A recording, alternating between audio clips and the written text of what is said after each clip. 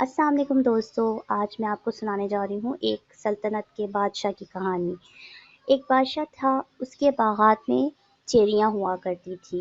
चेरियों की तादाद दिन ब दिन कमी वाक़या हो रही थी, जिस पर बादशाह काफ़ी नाराज़ था कि चेरी क्यों कम हो रही है। उसने अपने वज़ीरों से कहा कि ये चेरियों की तादाद कम क्यों हो रही है। वज़ीर ने बादशाह से कहा, जनाब, इन चेरियों को चिड़िया खा जाया करती है, जिसकी वजह से इसकी कमी वाक़या हो रही है। बादशाह ने हुक्म दिया कि तमाम सल्तनत की चिड़ियों को मार दिया जाए ताकि चेरी कम ना हो और चेरी की बागात की फसल सबसे अच्छी हो।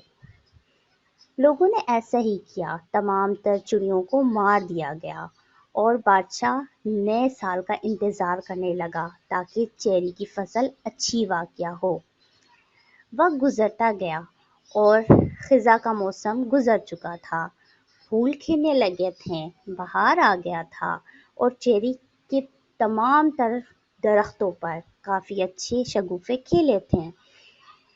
जैसे ही चेरियों का सीज़न आया, लेकिन इस बार चेरी खाने के काबिल ना रहे।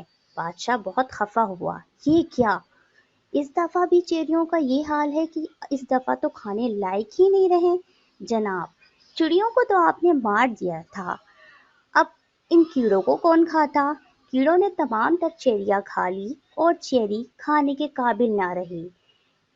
इसी दौरान एक बुजुर्ग आया और उसने कहा कि जनाब, आपने तो चेहरे की कमी की वजह से चिड़ियों को मार दिया था, तो अब इन कीड़ों को कौन खाता?